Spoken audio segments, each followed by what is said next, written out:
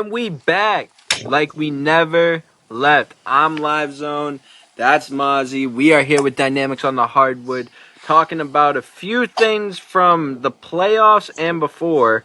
And not even just that, talk about the MVP race as well, because we do have the finalists. Mazzi, let me know what we got going on first.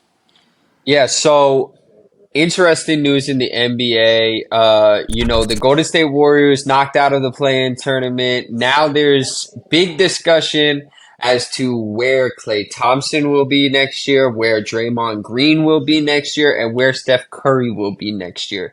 After Thompson going 0 for 10 in that important playing game, um, everybody out here in the Bay is saying, keep him here. It's just a bad game. People elsewhere are thinking it's time to deal him. Livezone.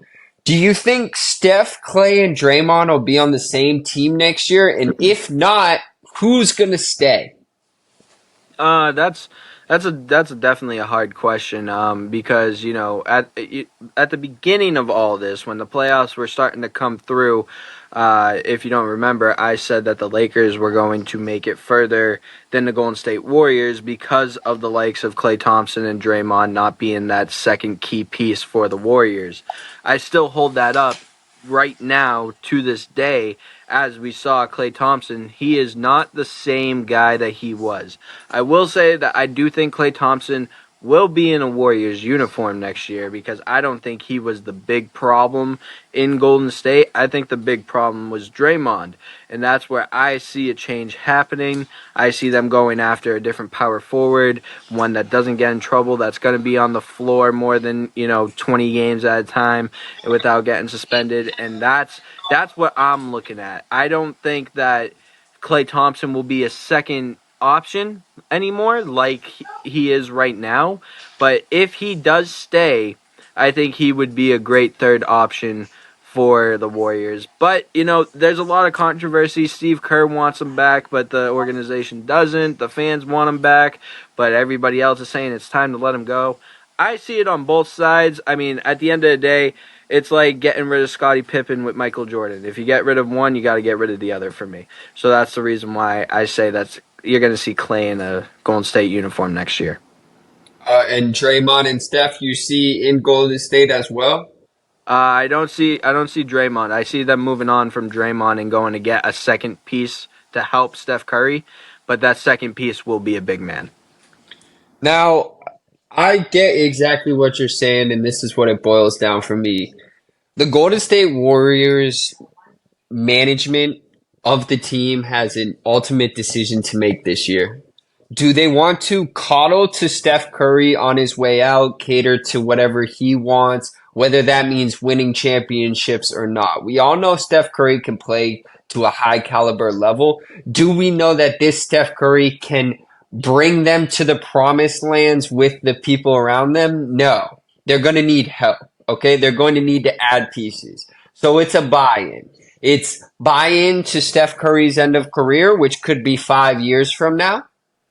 Or do you sell the team now and start building for the future now? AKA making the tough decision of getting rid of Thompson, trading Green, seeing what your options are for Steph Curry. Now, nobody in the Bay is pushing for Steph Curry to leave Golden State. Not Steve Kerr, not the people at the top. But you need to look at what this situation is for what this situation is for what it is. Okay?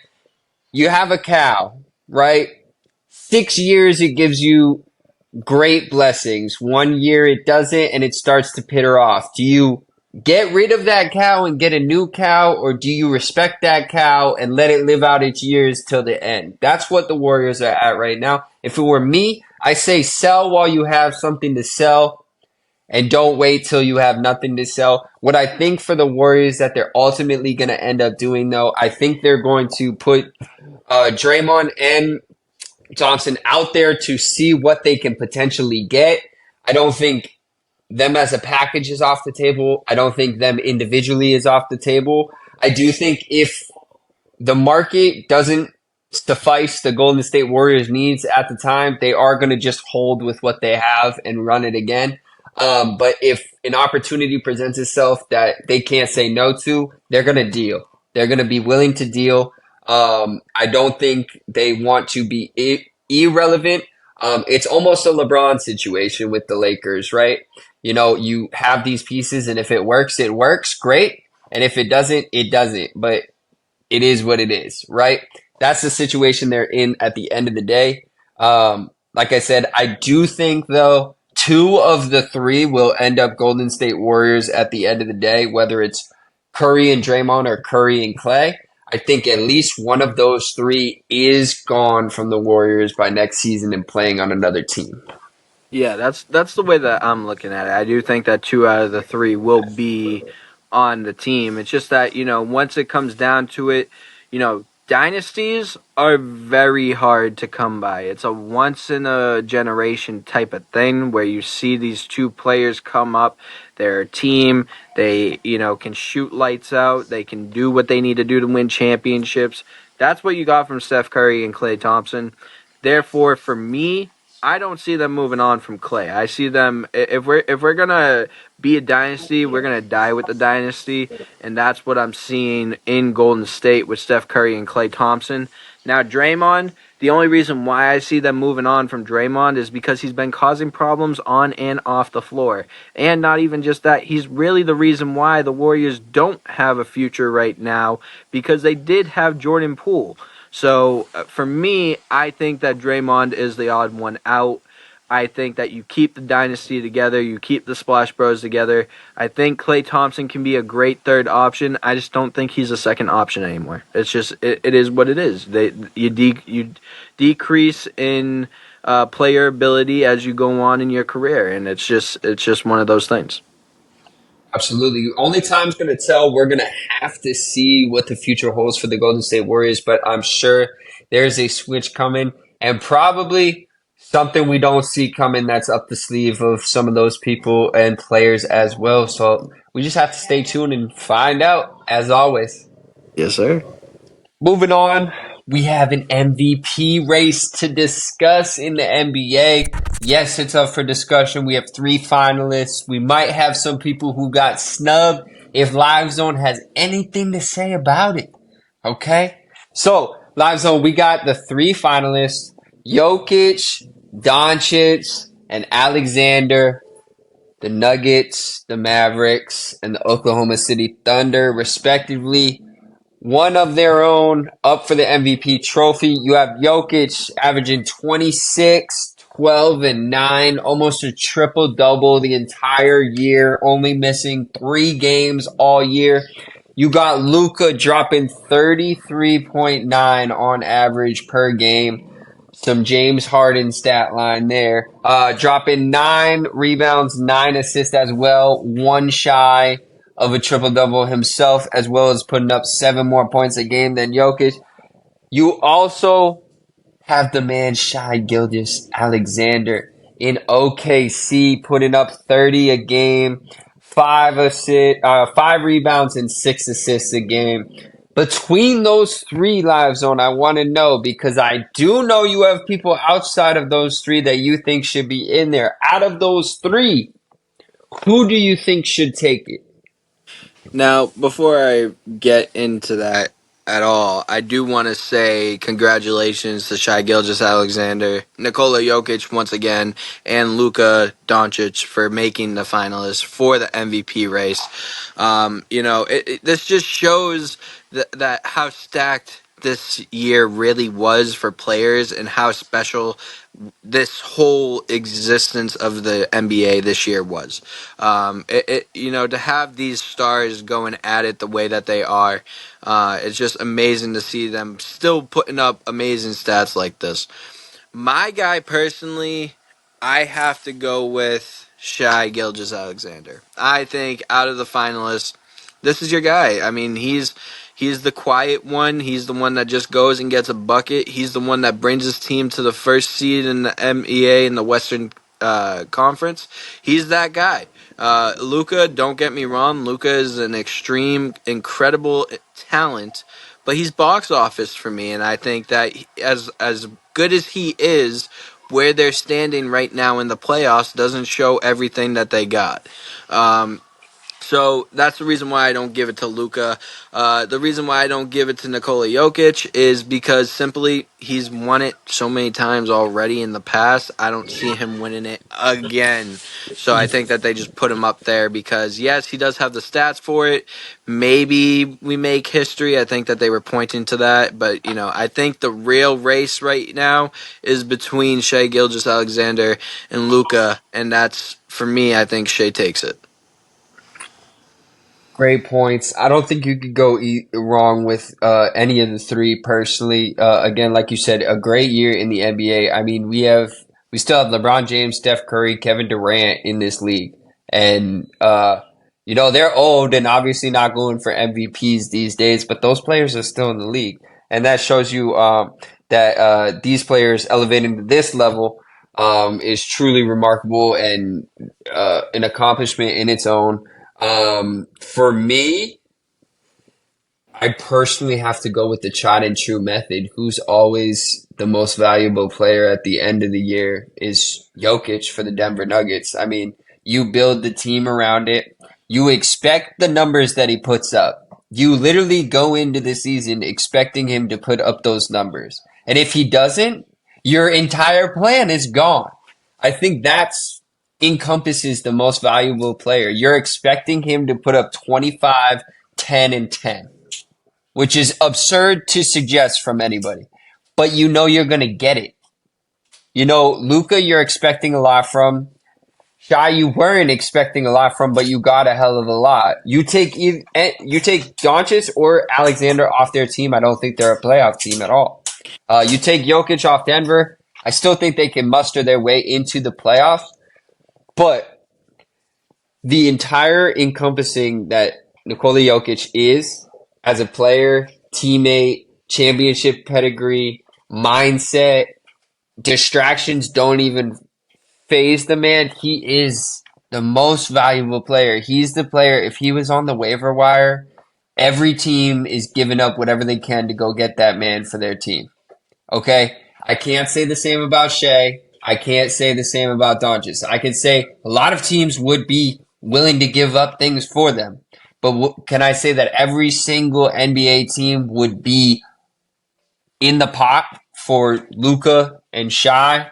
Not at the moment. I can tell you confidently every team would be in the pot for Jokic at the drop of a hat for any reason whatsoever. He fits any market, any demographic, any team structure. He comes in and he just plays. There's no aura. There's no nothing. It's business.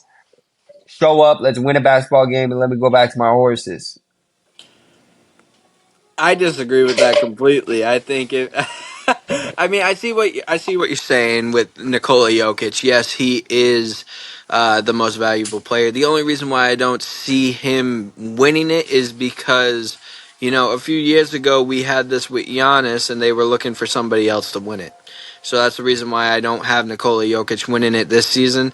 But I Well, do for think. running this off Grammy shit, there you go. But like, let's give the award where the award's due to I, the person who okay, all get right. deserves it. In that case, I do think out of the finalists, the MVP is Nikola Jokic, but I don't think he will get it. Yeah. If you're telling me who do I think is going to win the MVP this year, I think that it's Shai Gilgeous-Alexander. But I do, however, say no matter what one of these three is on the board, every team is going to want any three of these players. And I think that's the reason why that they picked these three over the two that I have that got snubbed. So you think even Boston with Tatum would trade out Tatum for Luca, Shy? 110%. Luca, Really? 100%. And I think that if you had a point guard, say like I don't know, like a James Harden or something like that, or a Damian Lillard, I think people are trading Shai Gilgeous-Alexander for them all day. So. Yeah, getting rid of Curry. I do think so. Based off of true talent and based off of how young he is and how many more years he has to progress and not hit his prime yet, I think that a lot of teams would. I think there would be maybe one or two teams that would not take him, and they would be crazy for it. Exactly, but what exactly leads to the point of like, there's not even a question of a big man that I'm not taking over Jokic. Yeah, yeah. I mean, like I said, I do agree with that. I can say I agree with that for Shea, but for Luca, I think you're trading absolutely anybody to get him. We did have some people snubbed from this MVP race that we think should rightfully be up there. Live Zone. Who did you have that should have been on there? So my guy that I thought should have been in the finalist for MVP. In fact, I thought he should have won MVP. Stephen A has talked about him a lot, and I'm going to use the reference from him. He has shown the likes of Vinsanity, Vince Carter in Toronto days. He has shown the likes of Kobe Bean Bryant in the Lakers days, and he has shown the likes of Michael Jordan with his mentality and will to win. My guy that I thought should have won MVP was by far Anthony Edwards.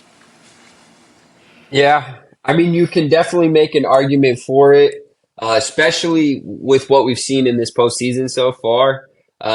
He is the reason the Timberwolves are where they're at. I don't think anybody had the Timberwolves vying for a one seed at the end of the year, at the beginning of the year at all.